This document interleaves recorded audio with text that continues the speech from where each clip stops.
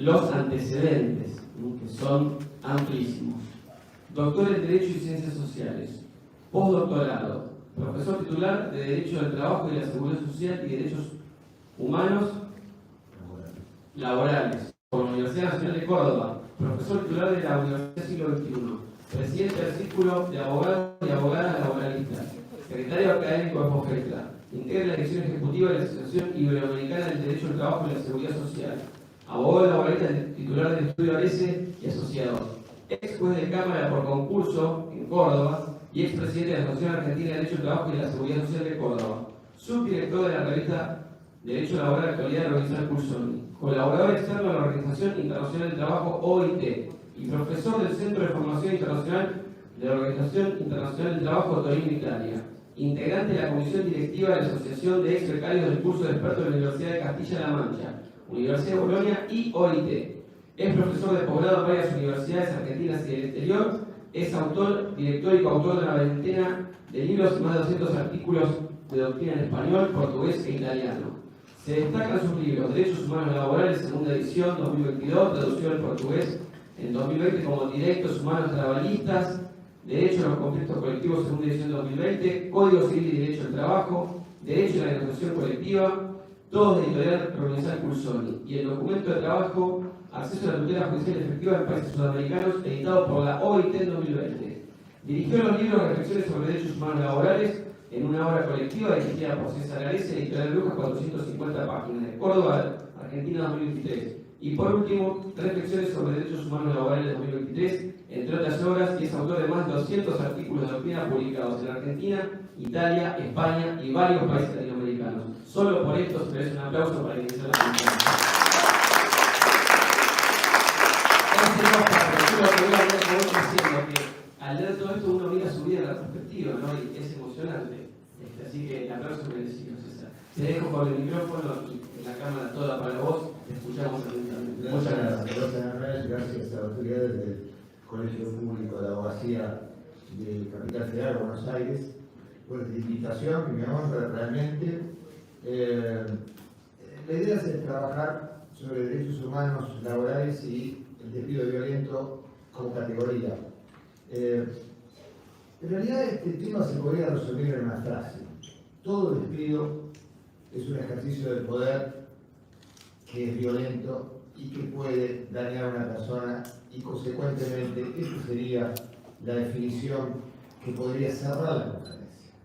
Sin embargo, creo que en los tiempos que corren es necesario volver a pensar el concepto de violencia laboral y el concepto de despido. Y digo esto último porque posiblemente dentro de muy poquitos días sabremos si los trabajadores argentinos tendrán protección real contra el despido arbitrario, contra el despido violento, mediante el sistema de protección y de reinstalación, o los trabajadores argentinos van a aportar una mochila que significa simplemente tener una cuenta de capitalización a su nombre y poder ser despedidos libremente.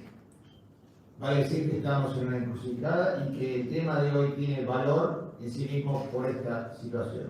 Imaginemos que los trabajadores argentinos el día de mañana pierdan la protección que la Constitución, que los tratados internacionales le procuran en la conceptualización del derecho del trabajo como el derecho a la estabilidad, y pasen a tener un despido libre mediante la obtención de un capital en cuenta bancaria. Esto significaría que los trabajadores repetidamente, tal vez mes a mes, pierdan su condición laboral para poder tratar de recuperarla, y así sucesivamente, todos los meses, todos los años en su vida laboral. Vale decir, perder la condición laboral permanentemente. Esto en sí mismo ya es violento. Pero me parece que sería interesante hacer un breve desarrollo acerca del tema propuesto en 3 capítulos. El primero, lo que podríamos llamar sobre la violencia laboral. Voy a explicar el título de forma inmediata. En segundo término, las manifestaciones de la violencia laboral. En tercer término, las consecuencias que puede adquirir violencia laboral para arribar a unas conclusiones. Esos 3 capítulos y una conclusión para la exposición. ¿Por qué sobre la violencia laboral? He tomado el título para transformarlo, para en todo caso realizar algún tipo de giro, de Hannah Arendt, aquel famoso libro sobre la violencia. ¿Y qué hablamos cuando hablamos de violencia laboral? La violencia ha acompañado al trabajo y al derecho del trabajo como una compañera en la historia. Alguien podría decir, el derecho, hasta podría decirse, el derecho del trabajo es hijo de la violencia, porque en la primera etapa del derecho del trabajo sabemos que la violencia era una moneda cotidiana con la que se pagaban los movimientos sociales y los movimientos obreros en procura de la conquista de una protección. Fíjense, aquí en esta ciudad, en estas calles, en 1919, 1929, con la Semana Trágica, con episodios que costaron a los trabajadores centenares de muertos. O piénsese en la violencia que significó la Patagonia rebelde de 1922. 1000 y pico de obreros asesinados por reclamar un convenio colectivo y su cumplimiento. La violencia pura, directa, se vio también, por supuesto, durante la dictadura militar, cuando centenares, tal vez miles de trabajadores fueron desaparecidos, encarcelados, despedidos, lo cual es una forma de ejercicio de la violencia, en su versión tal vez más pura, más extrema, pero que en definitiva tenía raíz laboral. Pero decir que la violencia acompaña desde su nacimiento a los trabajadores y al derecho del trabajo, lamentablemente. Pero tal vez no nos referimos específicamente a esta violencia porque hay una consideración jurídica especial como todos conocemos. Y es la violencia que como institución rápidamente sabemos, tenemos consagrado como concepto muy antiguo, pero en particular en el Convenio 190. La palabra violencia tiene un contenido, podríamos decir, polisemántico, porque etimológicamente violencia viene de violencia en latín, que significa, por supuesto, de la raíz de fuerza, cuando algo es calificado o caracterizado por tener fuerza, la violencia. Pero también, curiosamente, violencia hace alusión a vir, y vir tiene que ver con la condición de virilidad, vale decir, la condición masculina de ejercicio de la fuerza. Y también tiene que ver, de otro lado, con virtud. Y también, hoy en nuestros días, tiene que ver con virtual, vale decir, lo que tampoco existe en la realidad de las cosas. Vale decir que la violencia como tal, con la palabra violencia, tiene un alcance polisémico que nosotros, por supuesto, trataríamos de resolver junto también con Arendt, en el sentido de que la violencia es un fenómeno no de la naturaleza de los animales, que hay, en los cuales hay episodios de violencia, hay estudios acerca de cómo en la naturaleza los animales se producen hechos de violencia como componente de su naturaleza, pero no es la naturaleza del hombre. Obviamente se violenta, hay un estudio de Lanz, que tal vez ustedes conozcan, que se refiere a la violencia de la naturaleza. En realidad, Arendt y otros estudiosos, por ejemplo, Habermas, hablan de que la violencia tiene que ver estrictamente con la condición humana y, por supuesto, tiene que ver con la vigencia del derecho, porque si hay algo que caracteriza a la violencia en la realidad es que invoca al derecho, al orden, a los contratos, a las reglas para, por supuesto, evitar y suprimir la violencia. La violencia afecta, y si aceptamos algunos de estos términos, afecta fundamentalmente a un objeto jurídico de protección de la humanidad, que es la dignidad. La dignidad intrínseca del hombre, que sabemos que es un elemento valorativo, moral, ético, esencial en la construcción de los derechos humanos. No tan lejano, en realidad, como tal vez lo quiso Immanuel Kant al lanzar la idea de que la dignidad humana era base para conquistar lo que él llamaba la paz universal. ¿Por qué? Porque Kant escribía en el siglo XVII o XVIII y todos conocemos que precisamente al fin de ese siglo se pudo conquistar, o la humanidad pudo conquistar los instrumentos fundamentales de derechos humanos, la Declaración Francesa, la Declaración Norteamericana, para ser sintéticos, y que en realidad no hablaban de la dignidad humana, hablaban de la libertad, de la igualdad, pero no de la dignidad. La dignidad humana es un concepto que nace, podríamos decir, en el siglo XX como instrumento de derechos humanos, a partir de, lo encuentro yo, pero puede que esto sea discutible, en la propia Organización Internacional del Trabajo cuando se fundó en 1919, porque ahí unió en esa declaración los derechos civiles y políticos con los nacientes derechos sociales y los derechos laborales, 1919. Ahora, a texto expreso y como realización positiva, la dignidad humana, es decir, la ausencia de violencia, se consagra, como todos ustedes saben, en la Declaración de Filadelfia, pero en 1944 de que ahí aparece, sí, expresamente la dignidad, la autoridad del hombre como condición esencial, en este caso dentro de la Declaración de Filadelfia, que era de la OIT, pero que tiene, en realidad es una declaración de derechos humanos, dice y llena, y con vocación de carácter general, de 1944, pero a texto expreso, reitero, aparece sí en la Declaración Universal de Derechos de los Humanos, con aquello de que todos los seres humanos nacen libres e iguales en dignidad y derecho. Estamos hablando entonces de dignidad como objeto jurídico de protección de derechos humanos. ¿Y por qué de derechos humanos laborales también?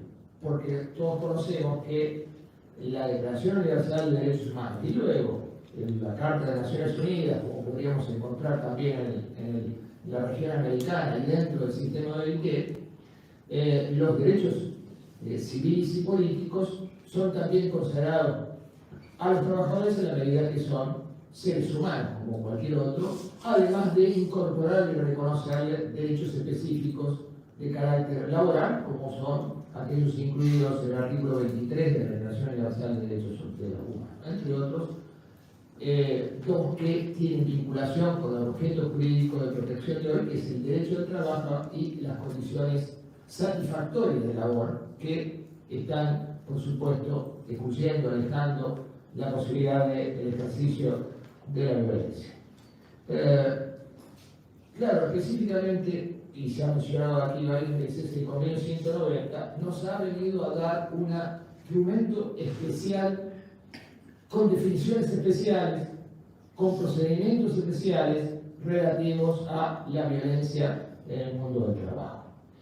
Todos conocemos que el Convenio 190 tiene un preámbulo que viene a anunciar sintéticamente lo siguiente.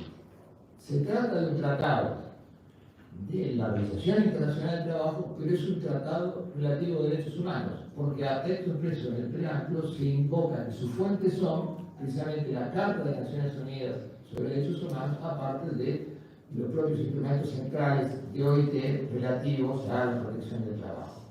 Y ahí declara la existencia de lo que podríamos llamar una categoría nueva de derechos humanos, el derecho humano a un mundo exento de violencia laboral y de acoso. Una nueva categoría, específica, especial. Para decir que los derechos humanos laborales están enriquecidos en el 190 con este nuevo derecho humano. Y bien, si es así, ¿qué entendemos por precisamente violencia con definición específica dentro del derecho del trabajo o del, si quiere, más abarcativamente dentro de los derechos humanos en general y los derechos humanos laborales en particular?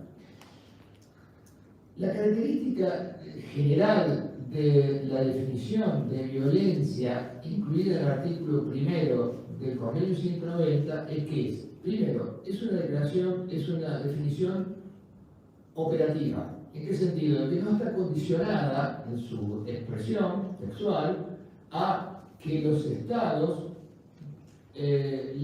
aprueben instrumentos reglamentarios acerca del concepto de violencia.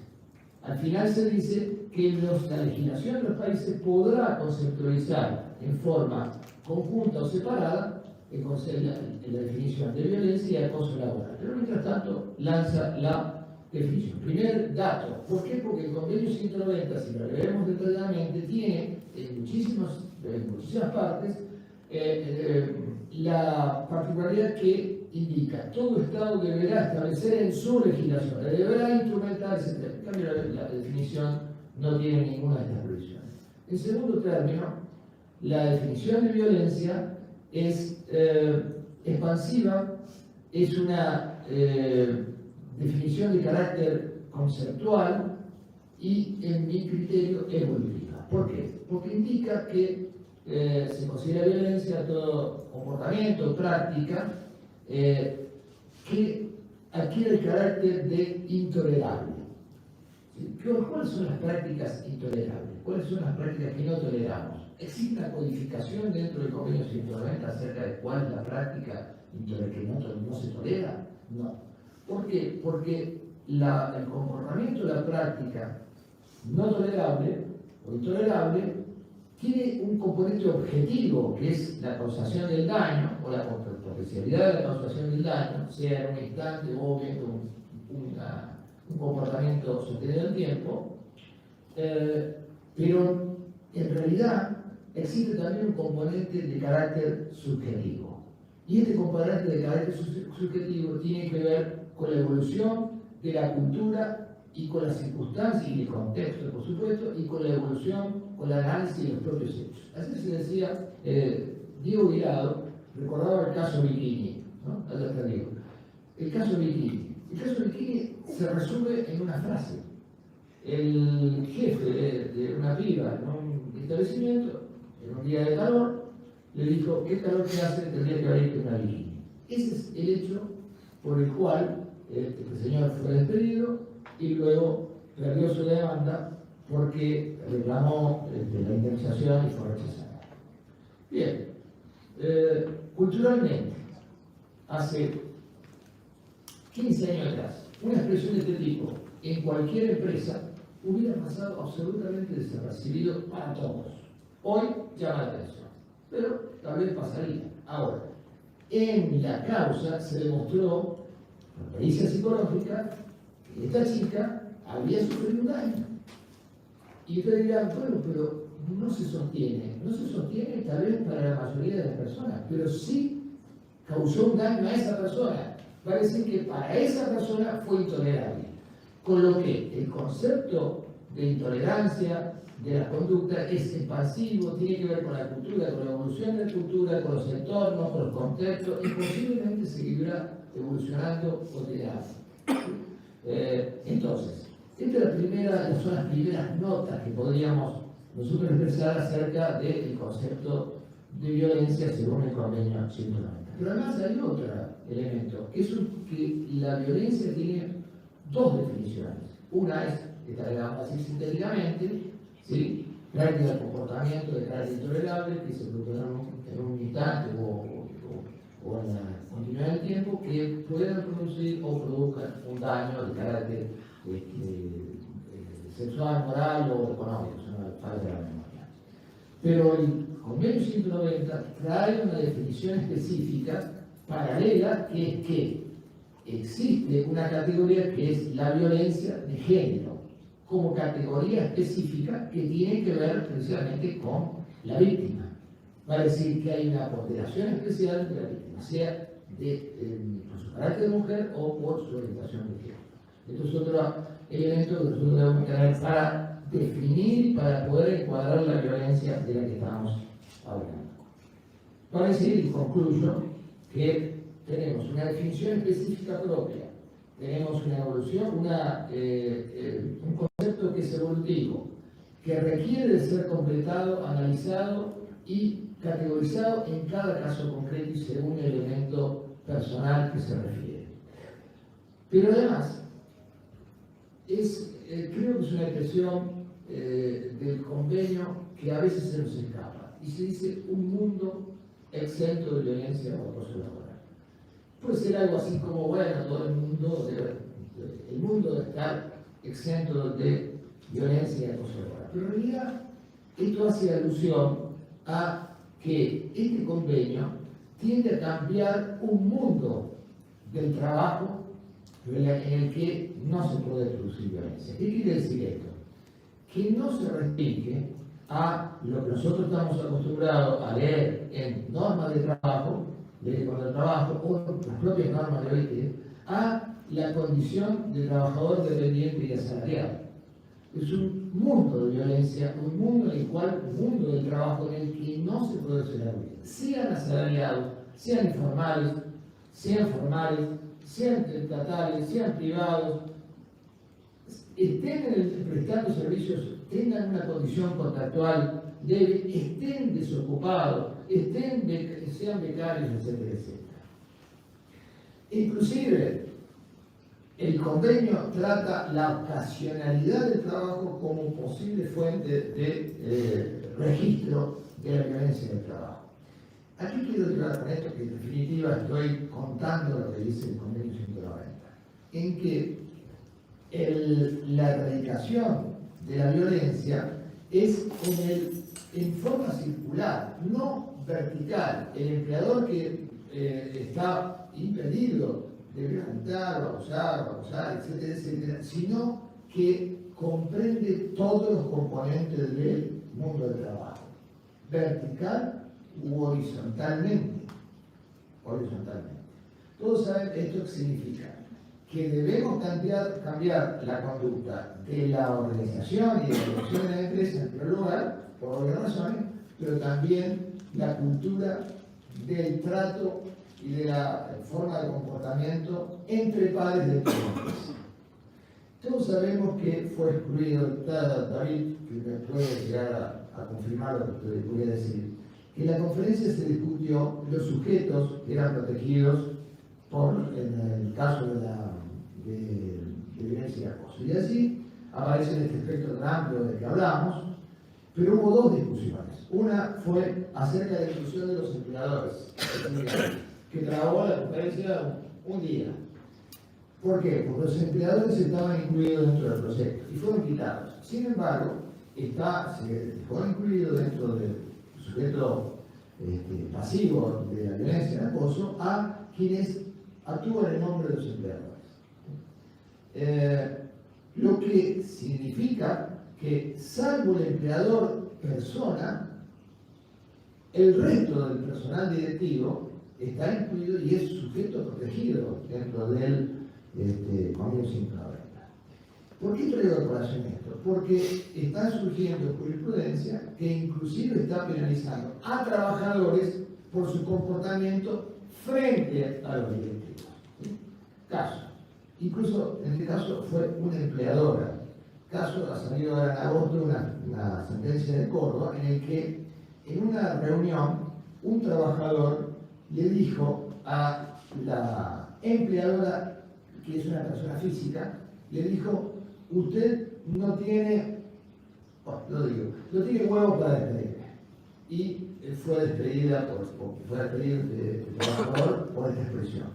Y la sentencia rechazó la demanda porque entendió que había violencia del trabajador hacia la empleadora mujer. La empleadora mujer, ¿no? Obviamente. Lo que nos indica la condición circular o global del concepto de violencia dentro del mundo del trabajo, en definitiva, de los alcances que tiene. Parece que no es únicamente bilateral o vertical, sino que es global, ¿no? Global.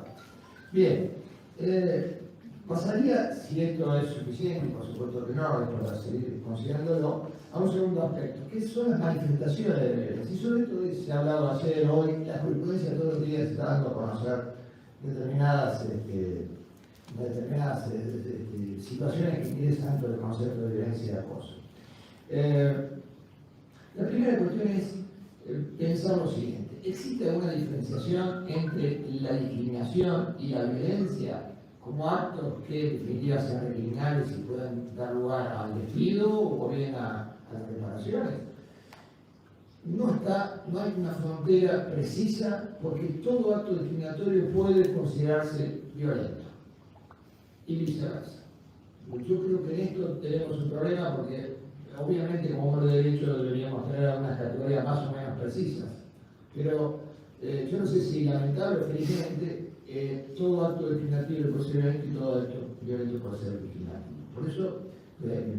Por eso es difícil a veces decir esto es una cosa o es otra.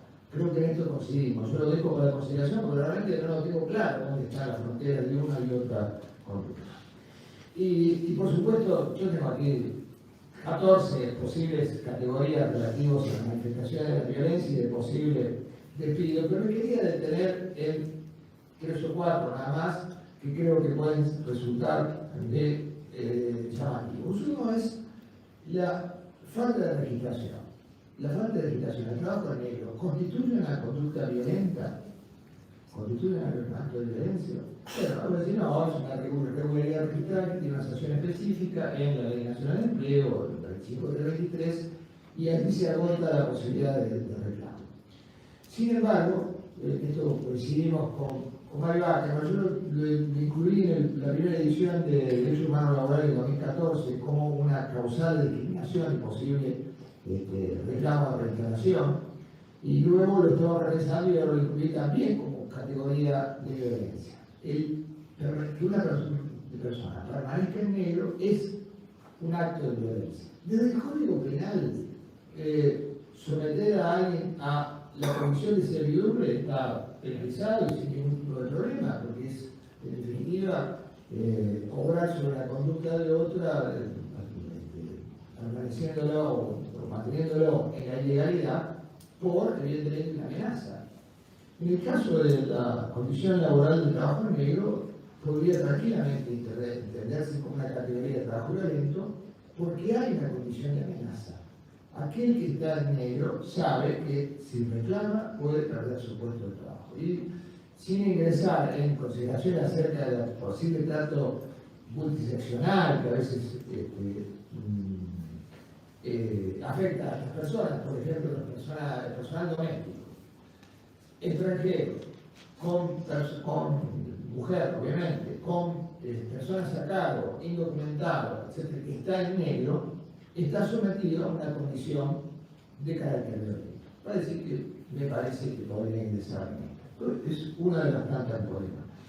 La otra es el ejercicio de jus variandi, que nosotros ya sabemos que tiene una consideración, una reglamentación especial, el artículo 66, pero que implica en su ejercicio, puede implicar en su ejercicio también una conducta violenta y que autoriza, por supuesto, a considerarse despido por motivo de violencia.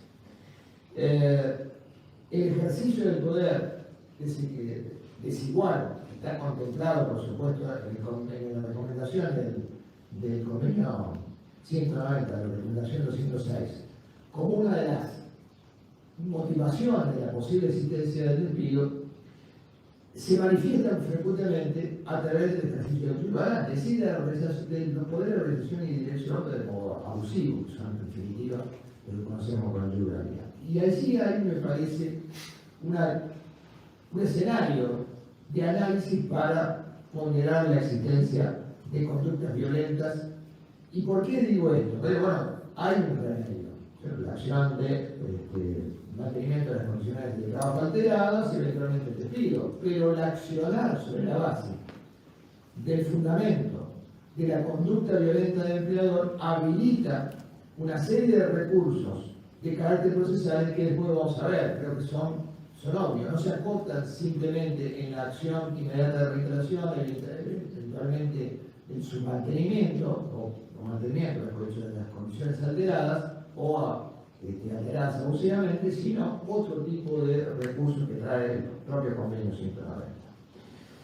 Otra de las hipótesis que, por supuesto, no agotan para el tema es la violencia que está contemplada dentro del convenio 190, que se manifiesta a través de los medios de comunicación, las nuevas tecnologías de comunicación e información.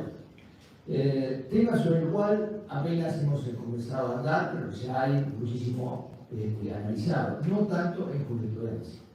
pero todos sabemos que en el ámbito de las relaciones laborales, la implementación de tecnología de comunicación e información está contaminada por hechos que pueden significar violencia o acoso.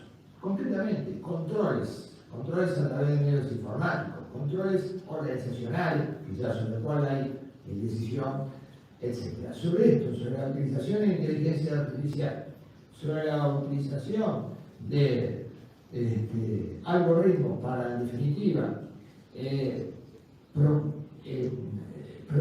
provocar o cumplir comportamientos o prácticas que producen inaceptables, que producen daños, es un medio que nosotros debemos indagar y profundizar.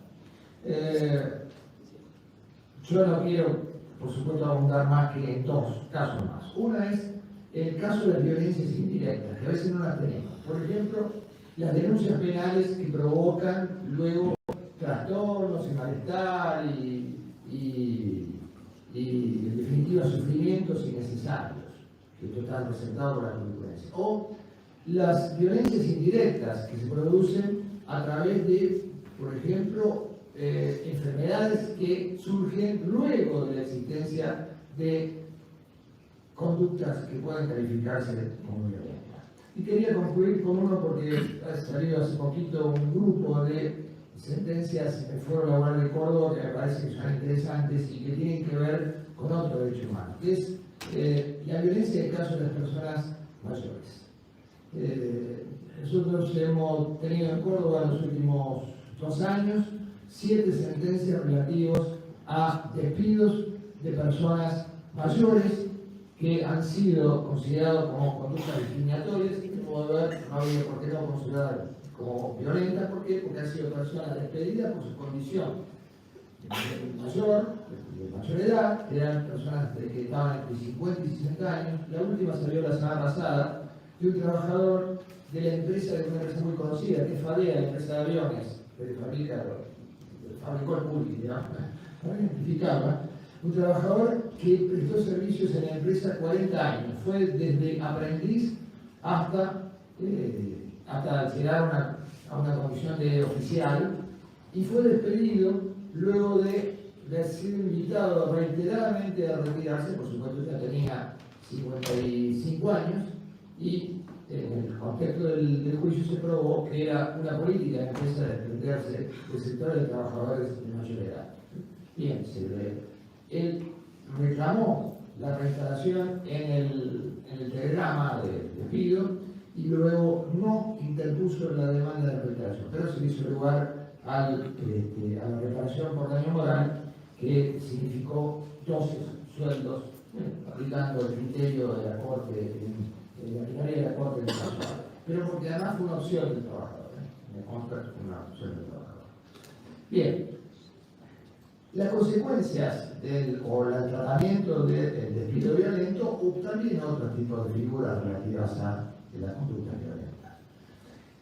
La primera consideración es que el convenio 190 tiene un diseño normativo, en primer lugar, destinado a la prevención, claramente acá se ha dicho. Pero la segunda, producida la violencia y el acoso, la idea central del convenio 190 es la solución del conflicto. La solución del conflicto. En ningún momento el convenio 190 habla de conciliación, del medio de conciliación, ni admitir la conciliación. Y esto nos debe llamar la atención porque en el contexto de normas relativas al derecho humano, especialmente las que tienen como objeto de protección, la mujer, caso Sedao, caso Belén do Pará, caso de nuestra ley de protección de la violencia contra la mujer, no admiten la conciliación como medio de solución del conflicto. Y ustedes dirán, bueno, ¿y cómo resolvemos el conflicto si no hay conciliación? La conciliación, como una ley contra el trabajo, implica, como ustedes saben, una transacción.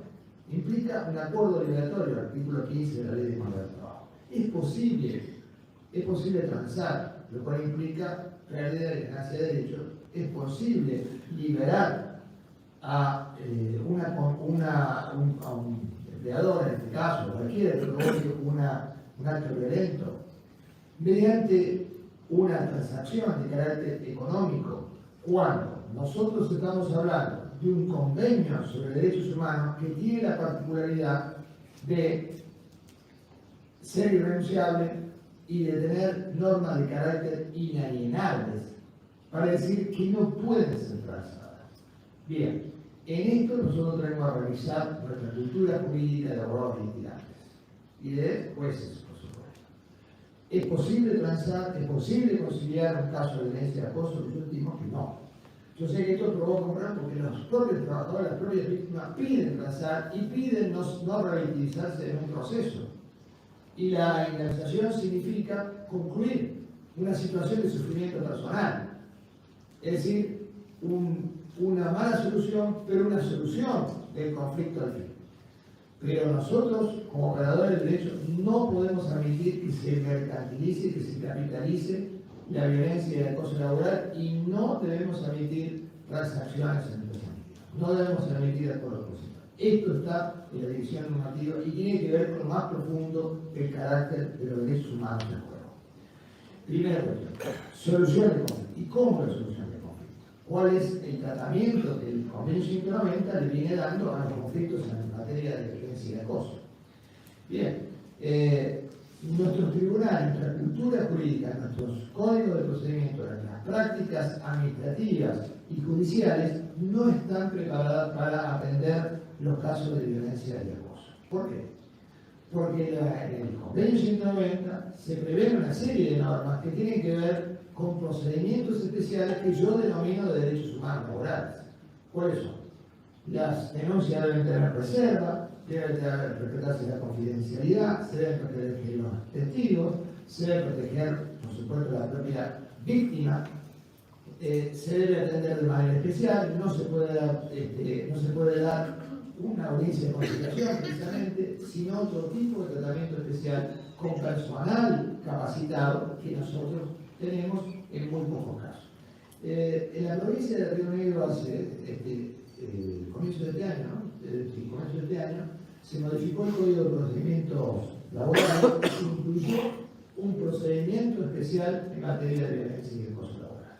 ¿Cómo? No admitiendo la conciliación, dándole una audiencia especial, con un procedimiento especial para su resolución, contemplando además medidas inmediatas de apartamiento, medidas que el juez en definitiva puede poner de modo inmediato, sin esto, lo que se anunciaba ayer, medidas autosatisfactivas o medidas cautelares, sino otorgando al propio juez la posibilidad de actuar como un juez en una atribución especial. Esto, en el ámbito de los fueros de violencia familiar y de violencia contra la mujer, ya lo tienen absolutamente asumido. De hecho, actúan de otra manera totalmente distinta a los jueces, a los tribunales laborales. Por supuesto, estoy generalizando, sé que hay tribunales que esto lo tienen absolutamente claro, pero en términos generales no. Entra una demanda de este tipo y se da el mismo tratamiento de cualquiera, con publicidad, sin preservar la confidencialidad, etc. Nosotros, por ejemplo, en Córdoba, ante el Ministerio de Trabajo de la provincia, que tiene un protocolo especial en materia de violencia, en caso de violencia, solicitamos la confidencialidad de la denuncia. Y no había forma de poder hacerse entender al Ministerio de Trabajo. Entonces, ¿qué hicimos? Hicimos la denuncia ante un escribano sobre cerrado y la presentamos, ¿sí? Para que sea tramitada de esta manera.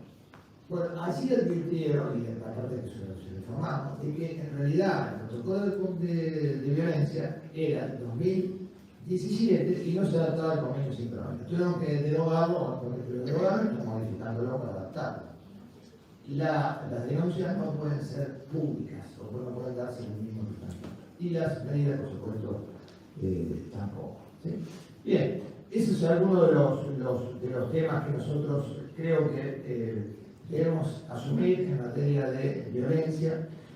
Respecto de, por supuesto, la asistencia a la víctima, el procedimiento, los órganos especializados, de aplicación inmediata, y por supuesto la readmisión. Tema que hasta ahora, salvo por una interpretación de la ley de 592, no la tenemos clara en cuanto a que los jueces están capacitados para decidir la readmisión en caso de violencia y acoso. Y por supuesto, las indemnizaciones que nos enfocan en las de ley y que tienen que ver con la posibilidad de incorporar otros tipos de condimentos como es la lesión al proyecto de vida, daño moral, etcétera, etcétera. Pero en el caso de violencia de género hay previsiones especiales que a mi modo de ver también se expanden a todo caso de violencia. Todos conocemos que en materia de discriminación la Corte Suprema tiene fijado un estándar de doctrina que desde la casa, en realidad, desde el Licori, ¿no? Porque es contra colegio público, indica que los trabajadores que son víctimas de violencia, de acoso, de discriminación, pero también de violencia, caso Monteagudo con Trabajo Central, que fue de violencia, tienen el siguiente estándar. Primero, tienen carga de la prueba, según esta carga de la prueba se aportan indicios o elementos suficientes, y luego el empleador debe demostrar, transfiriendo la fuerza de la prueba, no invirtiendo la carga de la prueba, sino transfiriendo el peso de la prueba, debe demostrar que existe una motivación objetiva y razonable distinta que justifique, en todo caso, que no existió objetivo discriminatorio. Intensidad que ustedes saben que ha sido disminuida en Fontana con cualquier otro motivo, o bien en, si no fue de Romero, que es del año 2021, en que ya se habla de otra motivación. Bien, ha ido la Corte disminuyendo la intensidad de este traslado de carga hacia el empleador. Sin embargo, el convenio 190, a través de su recomendación 206, indica que en los casos de violencia de género se debe aplicar el estándar de inversión de la carga de la prueba, directamente. Tema que, por supuesto, en el derecho comparado y en la legislación comparada, reitero, Belando Pará, CEDAW, Ley de Violencia contra la Mujer, etcétera, ya tiene su análisis. De hecho, hace poco se ha modificado la ley, no se ha modificado, se ha aprobado en España una ley relativa a la discriminación que se habla de liberación de la carga de la prueba. Consecuentemente, nosotros podemos decir que a través del convenio 190 está en revisión, o por lo menos es en cierta manera anticonvencional la doctrina de la Corte de que el Licori hasta ahora relativo a discriminación. Es una hipótesis. Alguien dirá, bueno, pero ¿cómo opera la inversión de la carga de la prueba en este caso? Habrá que ver si esta inversión de la carga de la prueba es directa o a su vez implica determinadas cargas probatorias. Pero hay una gran diferencia entre este concepto del Licori, de que existe un traslado de carga con primero afirmar indicios y luego demostrar una motivación objetiva razonable por parte del empleador que exime de una responsabilidad, con hablar de inversión de la carga directa que tiene, reitero, en caso de violencia de género incorporado el convenio 190.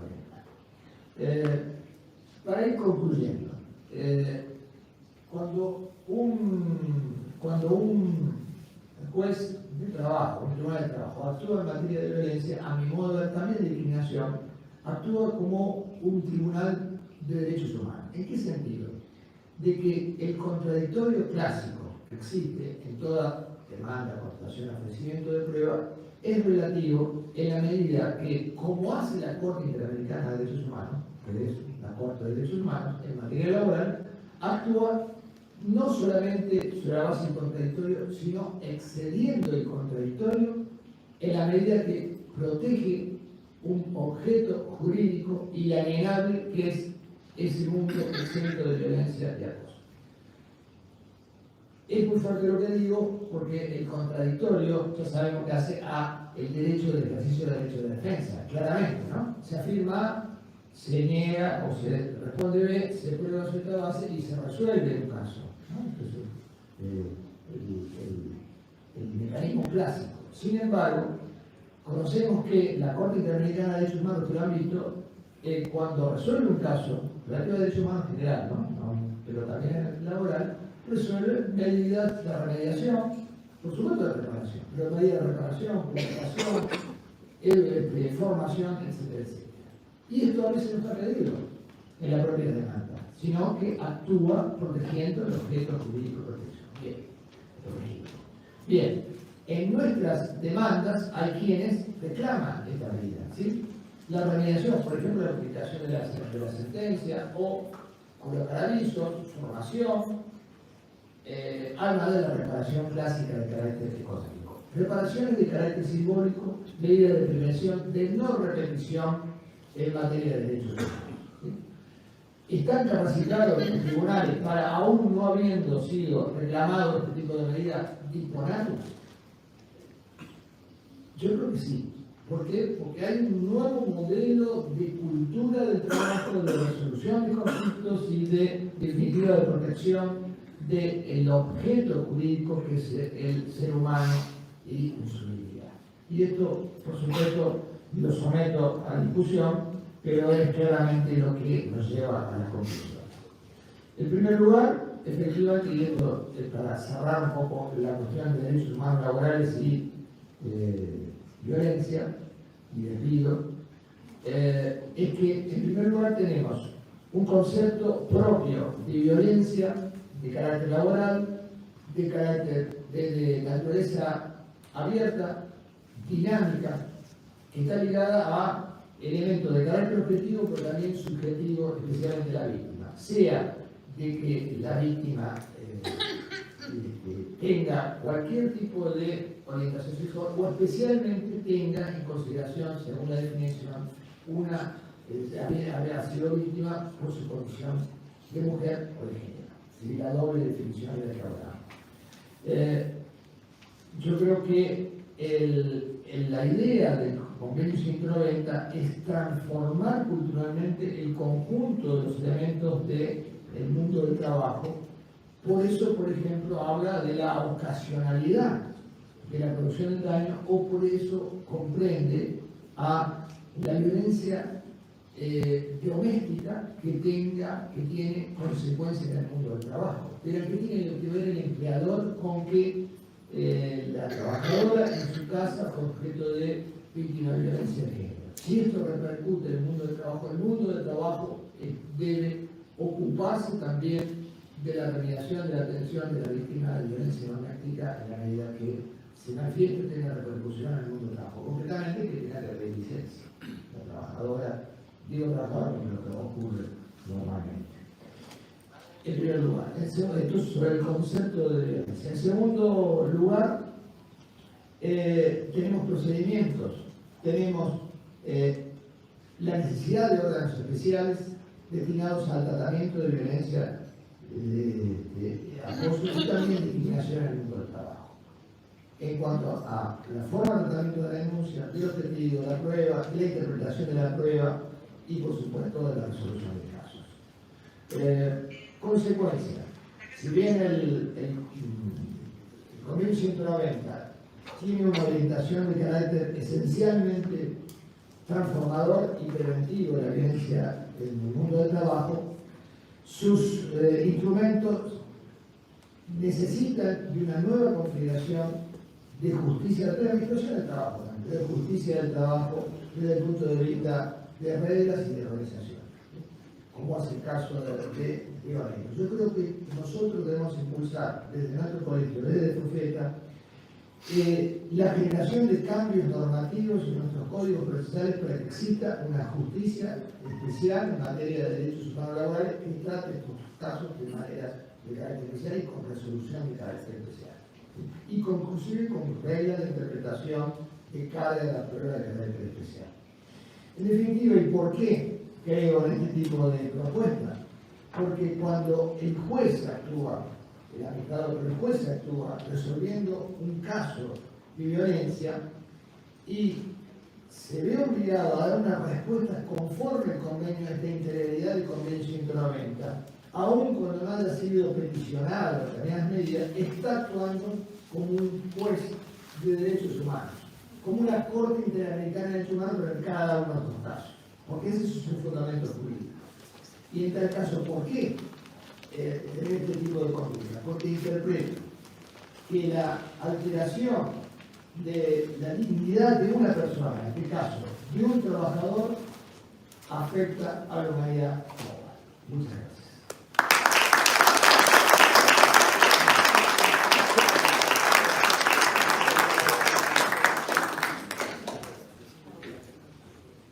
Bueno, muchísimas gracias, César. Muchísimas gracias. El regalo. No, en verdad, hay que hacer la foto del regalo, tiene razón César. Estaba casi cansado. Y ahora sí, que tanto suba las autoridades, Pedro y así. Vamos a hacer la foto.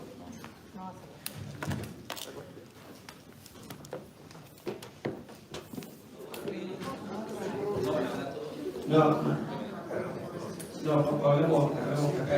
Yo simplemente voy a agradecer ahora sí, primero a los trabajadores del colegio, empezando por el doctor Leoni, toda la gente de técnica, la gente de la la gente de catering también, somos abogados, trabajadores, de los trabajadores.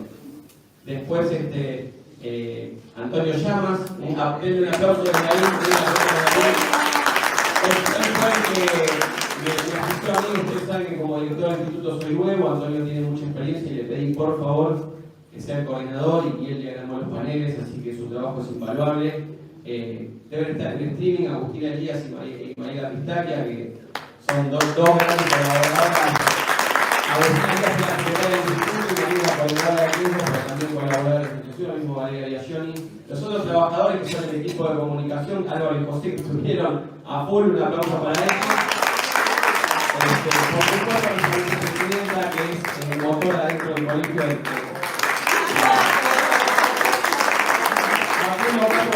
general, está ahí también. Y ahora sí, te agradezco enormemente, por supuesto, a Mirta Torres Nieto, que lo dije en una reunión privada, que lo públicamente. Cuando yo estaba dando, después de mis primeros pasos, a los 4 años de la carrera, la conocí, me ayudó mucho, me enseñó mucho y hoy me ha legado toda su experiencia para poder dirigir el instituto y le agradezco que me siga aconsejando en esa tarea. Así que Mirta, te agradezco públicamente. Y ahora sí, por supuesto, a mis nuevos amigos, la gente del Fonfetra, a Diego, que me abrió su corazón, como dije ayer, porque me invitó a su casa que apenas me conocía, Pedro, Itatí, Claudio, David y César, muchísimas gracias por permitirnos haberlos recibido a ustedes y a todos los colegas del interior en esta casa, la casa de la abogacía, como nos enseñó a decir Patricia Trota, esta es la casa de todos los abogados del país, abogados y abogadas del país. Muchísimas gracias.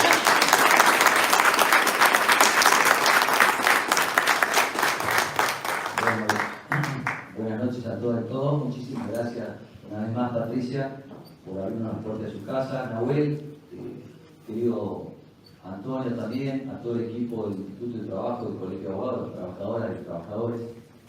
Ha sido una jornada excelente para nosotros, muy emotiva. Nos han recibido con las puertas abiertas, hemos podido decir lo que pensamos, lo que expresamos, debatimos, nos pusimos a disposición, encontramos nuevos amigos y amigas federales de todo el país. Y también es un momento emotivo para muchos de nosotros y de nosotras, quienes vamos cerrando un ciclo en una gestión. Se ha producido cumplimiento ya prácticamente de un mandato que las nuevas autoridades van a asumir en abril del año que viene, en un nuevo Congreso del Pueblo Federal en Córdoba. Y yo nada más que agradecerles, vamos a seguir trabajando hasta esa fecha con todo el equipo, los dos equipos de forma conjunta, porque se renueva la esperanza, hay nuevos proyectos, nuevas ideas, nuevos dirigentes, hay una renovación en el espíritu, pero con las mismas banderas. Pluralidad de ideas, federalismo, esencialmente solidaridad con el colega y con la colega, y sobre todo la convicción colectiva de que la fuerza de la abogacía es posible del interior y del capital en forma conjunta. Así que por esos sueños vamos, por esos sueños trabajamos, con humildad, sencillez, con muchísimo esfuerzo personal, con muchísima abnegación, anteponiendo a los intereses individuales los intereses colectivos que nos han permitido concretar hoy en día la proyección del Foro Federal, y que no tenemos dudas de que la conducción que viene va a hacer brillar mucho más a este querido Foro Federal. Un agradecimiento especial a cada una de nuestras familias que ha acompañado en todo este tiempo y va a seguir acompañando hasta marzo, abril, que nos toca ya el reemplazo. Cada minuto de ausencia que valió la pena recorrer el país con la voz clara y fuerte del interior. Así que muchísimas gracias a ustedes por todo ese acompañamiento. Quería estar hablando también, todos los miembros del Instituto de los Colegios de Abogados, por favor, que suban un poquito. Les voy a dar a conocer, hoy se llevó adelante la sesión plenaria del Foro Federal.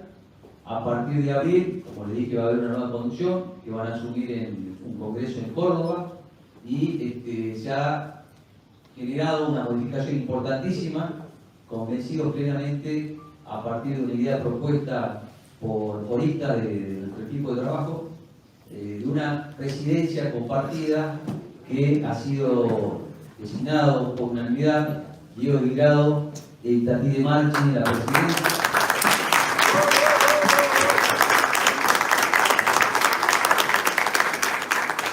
Y también buenas nuevas, donde se encuentra José San Martín. Bueno, también se ha designado, se ha elegido como vicepresidente primero al doctor José San Martín, de Salta. ¿No está? Un aplauso para él igual. Y también un gran reconocimiento a quien nos abrió las puertas por primera vez del Foro Federal, con quien pensamos allá por el año 2010-2012 que esto era posible, y que es miembro de su casa, que es la querida doctora Mirta Torres Nieto, vicepresidenta de UNA del Foro Federal.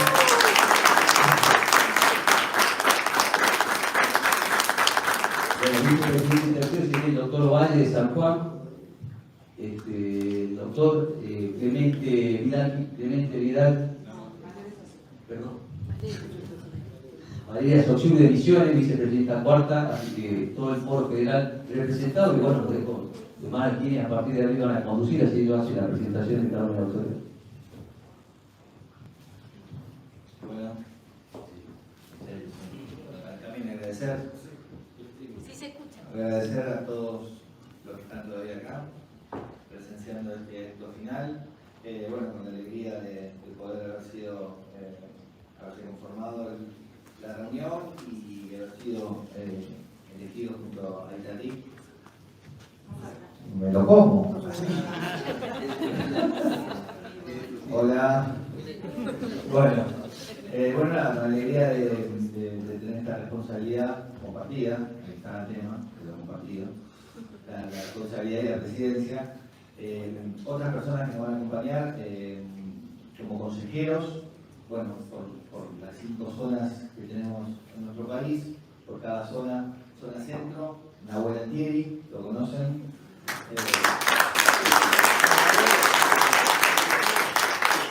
Por el NOA, Pablo Rodríguez de Jujuy, actual delegado y actual presidente del Instituto de Jujuy. Por el NEA, Diego Sánchez de la Vega, del Colegio de Resistencia. Por zona sur, Clemente Tito Oliver Tito, de Tierra del Fuego, presidente del Colegio de Tierra del Fuego. Y por Cuyo, la doctora Solange Villarreal de Mendoza, actual también directora del instituto. Después tenemos también los secretarios generales que interactúan de manera directa con la presidencia y la vicepresidencia. Acá a mi derecha, Aldana Faviche, del Colegio de Quilmes.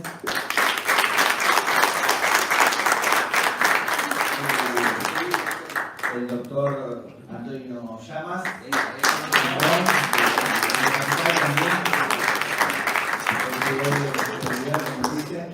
y también el tercero es el doctor Eduardo Leguizamón. Eduardo León Leguizamón de la Ciudad. Y como secretaria institucional, Viviana Carrizo, de Salta. Tartagal.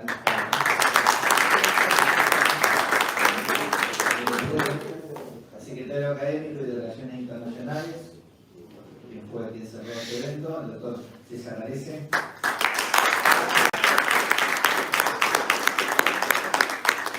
Secretario de Enlace con el Poder Judicial, David Duarte. Con doble nacionalidad, Buenos Aires, Mendoza. Bueno, Daniela también siempre, Daniela Javier, también siempre presente, acompañando. Bueno, gracias. Siempre. ¿Quién más? Me estoy viendo. Los directores, bueno, directores regionales. Ah, sí, por supuesto. Claudio Aquino, un paso al frente. Como miembro fundador del Foro Federal en el 95, bueno, también va a ser. ¿Qué dije? 2015, bueno, 30 años.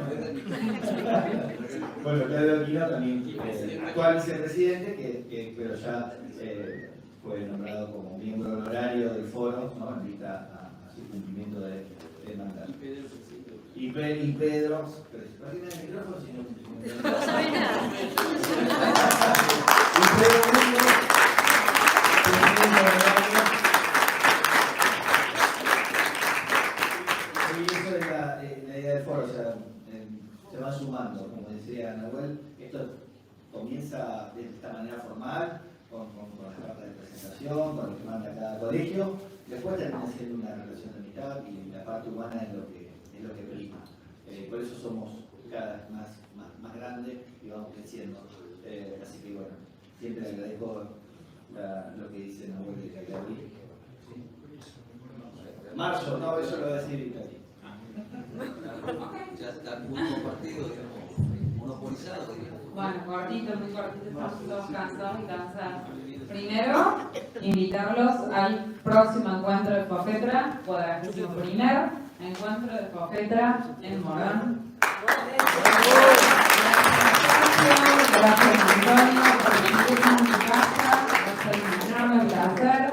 Va a ser un placer enorme estar ahí, así que ahí estaremos. Y me queda solamente atreverme, ser caradura y atreverme a hacer una conclusión de este encuentro, vinculado sobre todo a los abogados y abogadas de pie, como digo yo, a los abogados y abogadas 24/7. Y entender que de este encuentro surge sobre todo que hay nuevas formas de trabajar, que nos han hecho creer vilmente que no tienen que ver con la relación de dependencia. Y ya sobre eso se han explayado magistralmente David Duarte y Sergio. Sin embargo, hay otra forma de trabajar que no tiene que ver con la relación de dependencia, que tiene que ver con nuestra profesión. Que durante mucho tiempo, quizá por vergüenza, quizá por pudor, no le hicimos entender a la sociedad, al Estado y al Poder Judicial que somos trabajadores y trabajadoras. Y que como tales debemos hacernos valer con los derechos que eso implica. Así que el FOFETRA me parece que hoy, y me atrevo a hacer el canciller porque todavía no soy presidenta, el FOFETRA ha dado otra lección de trascendencia del abogado y la abogada de cada rincón del país, que cuenta la historia del derecho al trabajo como nadie, porque lo vive, y que desde hace un tiempo esta parte ha tomado la decisión de democratizar la voz y sobre todo demostrar que la academia no es para unos pocos o para unas pocas. Así que muchísimas gracias a todos. Habla Silvia Barcelona para que esté para el Fondo Institucional, va a hablar el vicepresidente saliente de lo que hoy aquí. Y luego Bueno, al lado de las bellezas, sí. Bueno, primero agradecer, yo recuerdo una reunión que tuvimos hace un rato, si somos grandes, adultos mayores o viejitos, yo conformé parte del primer consejo directivo del pueblo, cuando se creó. Era un niño. Y bueno, uno aprende cosas, comete errores en la vida, tiene algunos logros, algunos aciertos.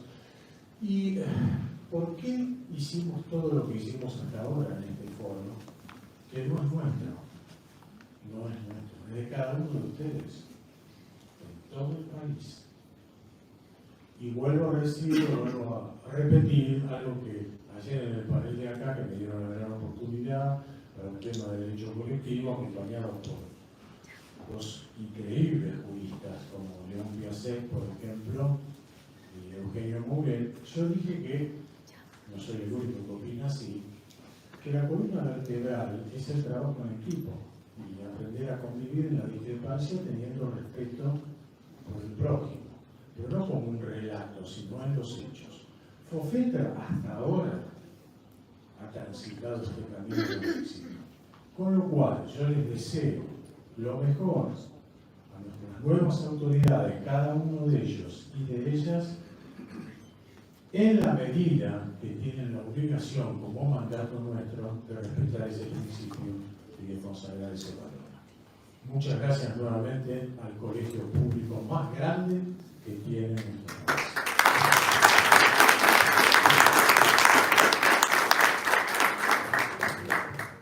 Bueno, gracias y gracias por quedarse, porque a medida que va pasando el tiempo se requiere más paciencia porque es de noche, llueve y demás, como dijeron. Yo cuando inicié el congreso del año 2020, sí, antes de la pandemia, hablé de la sinergia, una palabra que me gusta mucho, de los grupos y de lo que esa sinergia provocaba.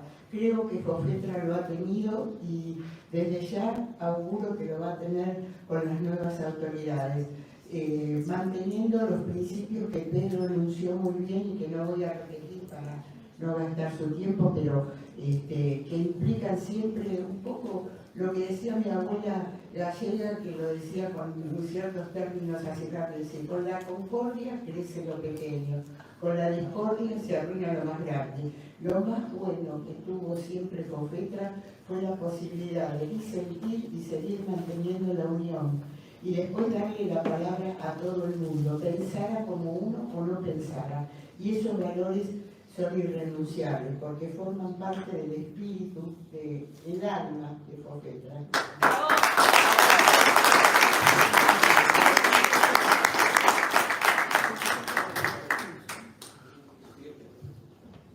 Bueno, yo voy a hacer justicia en este espacio,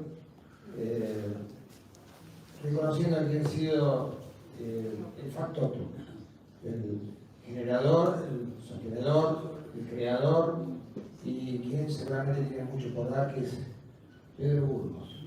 Porque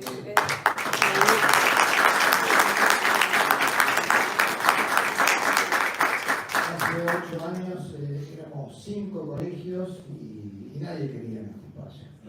Y ahora somos 32 colegios representados de todo el país, desde Tierra del Fuego hasta Jujuy y de Mendoza a Entre Ríos, y eso es una creación de un colectivo importante. Pero los colectivos tienen siempre alguien que los guía, y ha sido Pedro. Pedro, muchas gracias.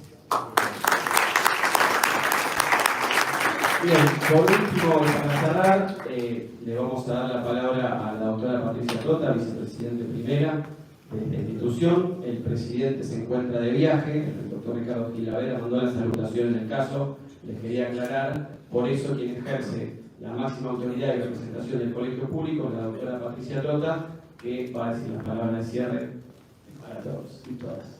En primer lugar, lo mismo que dijo Mica, muchas gracias por estar acá con este día y esta lluvia. Muchas gracias a toda la abogacía del interior del país, de Conurbano, que adoramos, nos apoyó tanto en la campaña.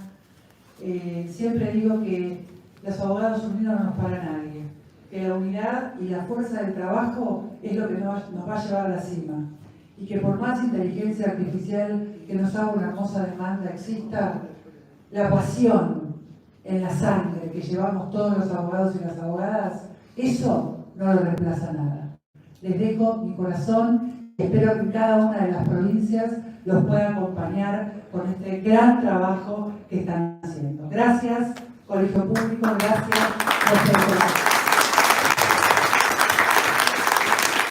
Y de esta manera cerramos el 40º Congreso de Fofetra, el segundo Congreso de Derecho al Trabajo del Colegio Público de la Abogacía.